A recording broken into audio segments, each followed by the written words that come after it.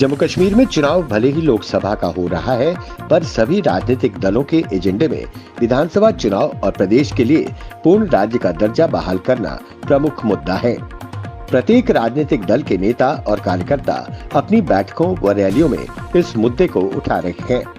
वहीं भाजपा लोकसभा चुनाव के बाद जल्द विधानसभा चुनाव का यकीन दिला रही है।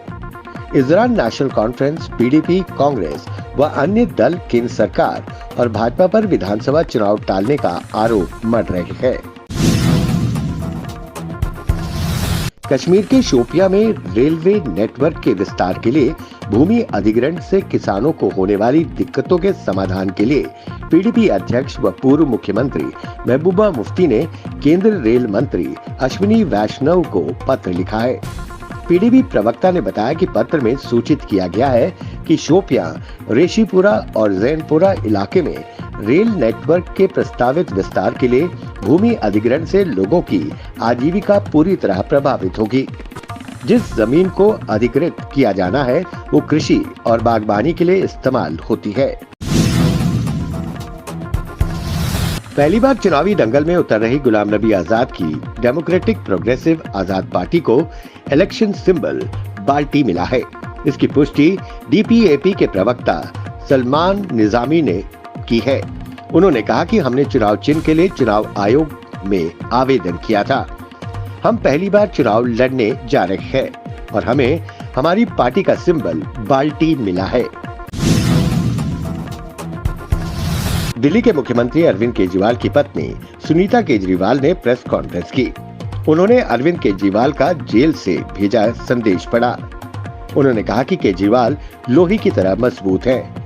आपका भाई, आपका बेटा लोहे की तरह मजबूत है। उनकी जिंदगी का हर पल देश को समर्पित है। उन्होंने कहा कि वो जल्द बाहर आएंगे। समाज सेवा का काम रुकना नहीं चाहिए। उन्होंने कहा कि वो वादे जल्द पूरा करेंगे। उन्होंने कहा कि हमें भारत को दुनिया का सबसे शक्तिशाली देश बनाना है। भारत के अंदर और बाहर कई शक्तियां हैं जो भारत को कमजोर कर रही है। हमें इन शक्तियों से लड़ना है और इन्हें हराना है। तृणमूल कांग्रेस टीएमसी नेता महुआ मोइत्रा एक बार फिर मुसीबत में घिरती नजर आ रही है। दरअसल सीबीआई मोइत्रा के आवासों पर छापेमारी की कार्रवाई कर रही है। इतना ही नहीं, टीम कोलकाता तथा अन्य स्थानों पर भी कैश फॉर क्वेरी मामले में छापे कर रही है। टीएमसी नेता महुआ मोइत्रा संसद में सवाल पूछने के लिए बिजनेसमैन हीरानंदानी से पैसे व उपहार लेती रही है। बिहार प्रदेश कांग्रेस अध्यक्ष अखिलेश प्रसाद सिंह ने कहा था कि 1-2 दिन में महागठबंधन की सीटों का बंटवारा हो जाएगा, लेकिन सब उसके उलट हो रहा है। महागठबंधन में सीट शेयरिंग की औपचारिक ऐलान से पहले आरजेडी ने कई सीटों पर अपने प्रत्याशियों के नाम फाइनल कर दिए हैं। कहा जा रहा है कि अन्य दलों को छोड़कर जो भी लालू प्रसाद यादव की शरण में आ रहा है वो सिंबल लेकर जा रहा है। इतना ही नहीं, आरजेडी ने उन्हें सिंबल भी दे दिया है।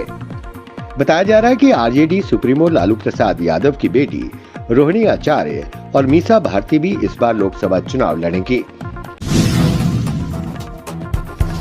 रूस की राजधानी मॉस्को में बीती शाम एक कॉन्सर्ट हॉल में हमला हुआ।